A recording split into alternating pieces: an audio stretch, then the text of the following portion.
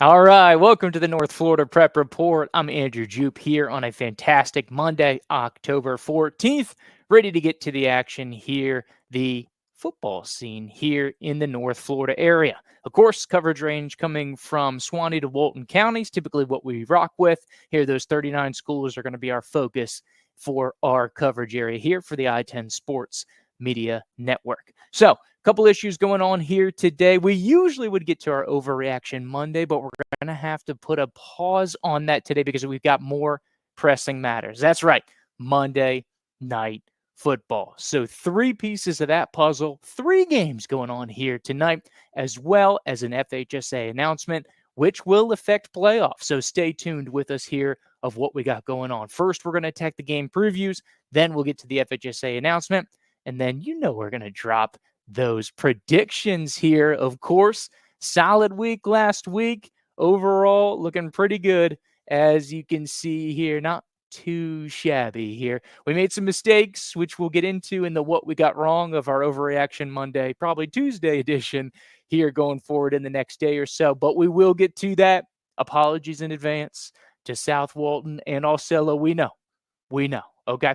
But first, we're going to get to the 3 games in action here tonight.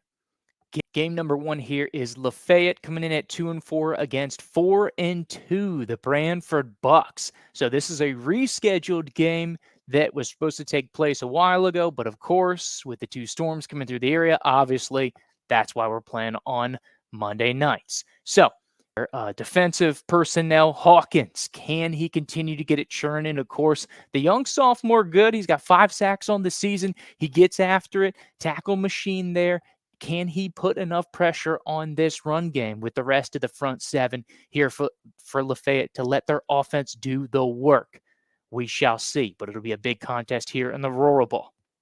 Let's move on to the next game. So we started in Rural Ball. As you can see, we're going to bounce out. It's going to be 2-4 St. John Paul II, 2-5 NFC. Don't sleep on the records. District contest. So both of these teams trying to lock down the district championship, both still in the running. So it's anybody's game at this point. Also, we do a little heat check. Both of these teams coming off victories here this past weekend. So St. John Paul II in a thrilling comeback victory over McClay. And then, of course, on the other side, also in their district, NFC with a big win at home against FAMU DRS. So this is huge in the district standings because, 1, you could either root for some chaos theory, or 2, you could root for a team to lock up the division and put it to bed, because that's what's at stake. Here, it's the District 1 Class 1A championship, kind of, maybe. If St. John Paul II wins tonight, they win the district, automatic bid into the playoff. If NFC wins tonight, it'll open up a wild chaos theory, which could lead to a 3-way tie at the top of the district standings. And then we would have to go to the Max Preps FHSAA points. So stakes are super high. Like we said, both teams coming off high-scoring performances last week. They're playing hot right now. NFC put up 45 against DRS. On the other side, St. John Paul II put up 40-plus over McClay. So 2 tight contests. We do know G5. We were worried about the head injury from a couple weeks ago against Wakulla. He got the green light, and he was slinging it out there. On the other side, you got to watch the run game. Arius Burt, once again, 2nd consecutive 2-touchdown game. He is rolling for the rushing attack for NFC.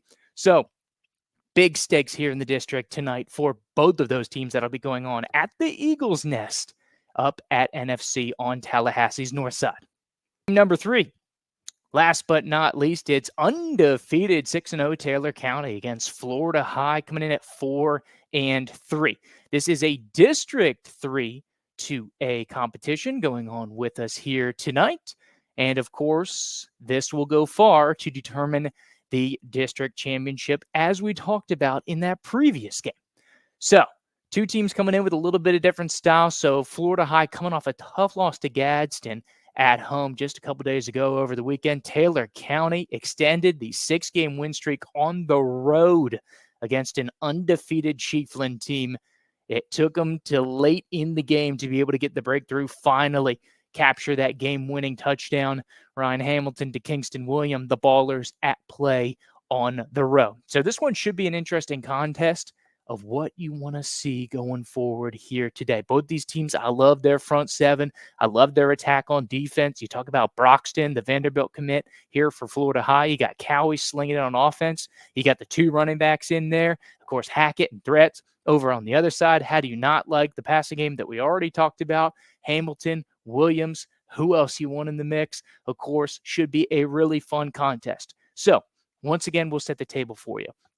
If Taylor County's able to get the win, what they would do is they would eliminate Florida High from being able to win the district, and it would set up a district championship when Taylor County meets Gadsden.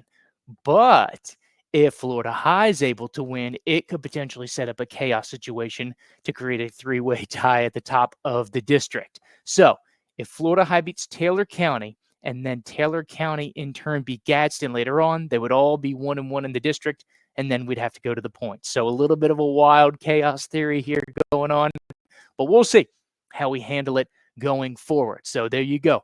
Lafayette, Branford, you have St. John Paul II NFC, and then, of course, you have Florida High, Taylor County, your 3 Monday night football games. We'll get the predictions at the end of the show here. We'll give you a quick update from the FHSAA. So they had a press conference today. They wanted to give some announcements based on the storms. They had some schedule changes and some things they wanted to move around.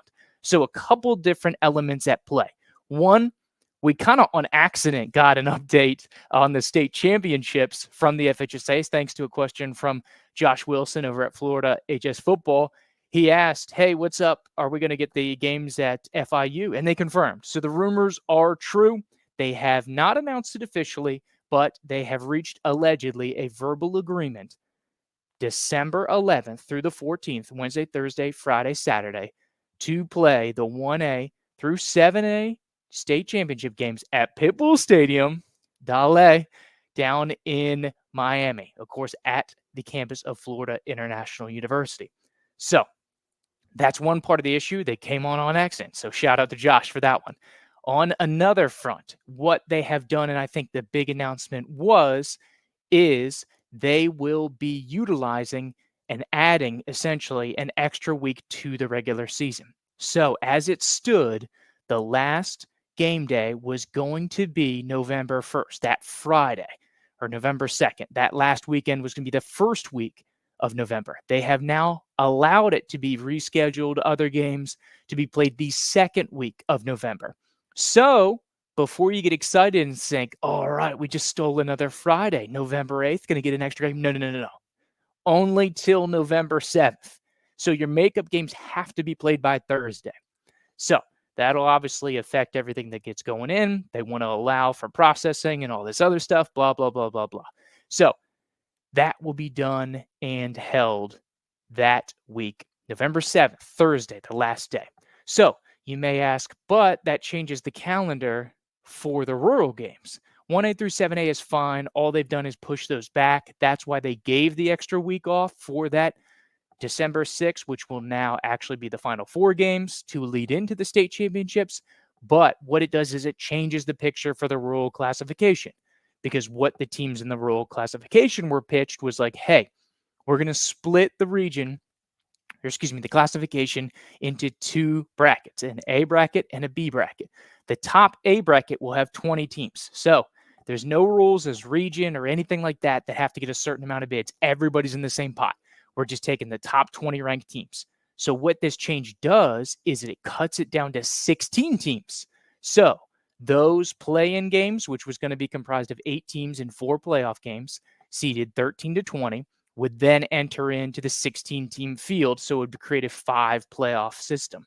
That has been axed. So we've essentially narrowed the field in the rural classification for the A bracket down to 16 teams. So you only get 16 in for the entire state of the rural classification. So that changes affects our teams here in the North Florida region, which is something we'll break down later. But that's the big focus of what we have going here today. That field has been narrowed. So they're still going to go with the A-B split, still both games to be played at the Villages. I don't believe the B group will be officially deemed a state champion, but they'll look to still, of course, crown that rural champion at that 7 p.m. game at the Villages. That will take place that Friday, first Friday in December, which at the same time, the semifinal games in 1A through 7A will be played now, no longer utilizing that bye week. So that's basically the update that we have with the FHSAA. Of course, feel free, reach out in the comments or whatever to get some more clarification, but that's the best way we can explain it. We'll hopefully put some graphics out that will be able to illustrate it here, and you'll kind of see what the flow is. But that's kind of the big show of it. Rural gets kind of condensed this season. You get an extra couple of days, but you got to play by Thursday. And then, of course, FIU. So finally, only 58 days before the championships are supposed to be played, we finally have clarification that we have a location. Less than 2 months out, and they finally locked down, even though it hasn't been signed off on. There is allegedly the verbal agreement for FIU. So you know how things go with the state organization, so we'll keep that as it will for the time being, but that's what they said.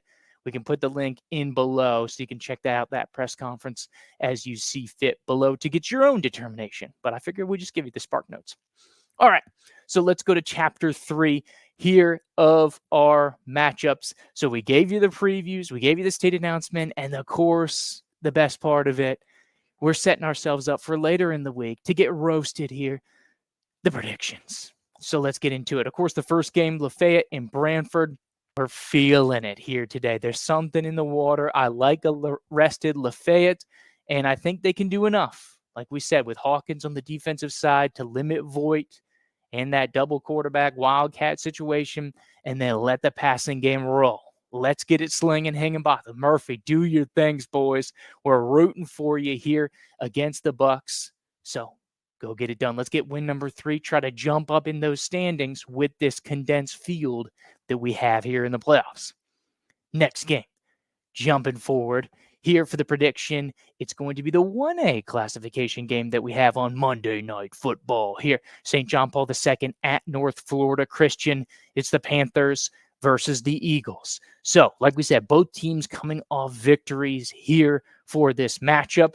Do you like the run game or do you like the pass game? Because if you like the run game, I think you're leaning towards NFC with Arius Burt. Once again, 2 consecutive 100-yard, 2-touchdown games. He's been absolutely lights out. Coyne, the quarterback, got rolling as well last week. He had 4 touchdown tosses. Oh, also, Burt had over 100 yards receiving and 2 touchdowns in the passing game. So he's at 211 total yards, 4 tutties last week. The young sophomore is blossoming into one of the diamonds in the rough, the players to watch here in the Big Bend. Over on the other side, you talked about it. It's all about the pass game. G5 threw 4 touchdowns as well last week. 6. That's who we hit. Also hit Ethan Braun. They were going off. Christian Williams on defense was huge down the stretch. They faced a couple big deficits. They came back. I'm buying JP2. I think they're a sleeper here in these lower classifications. They're trending up. I got to take the Panthers out here tonight. The District 3 2A clash, of course, it's the Florida High Seminoles coming in at 4-3, traveling down to the resilient, undefeated Taylor County Bulldogs. So we talked about the run game being the big thing here for Florida High. I thought early on they did well against Gadsden in that previous game with Threats and Hackett finding running lanes. I also love their special teams led by Broxton, the Vanderbilt commit. He's also a beast in the linebacking core, played a monster game out there on the weekend.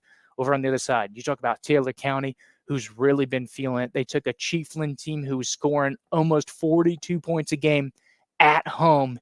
And you know what they did? Limited them to 10 points, turned them over, getting after them in their home stadium, shut them out in the second half, able to get the big touchdown to seal the deal and ruin their undefeated season to stay undefeated themselves.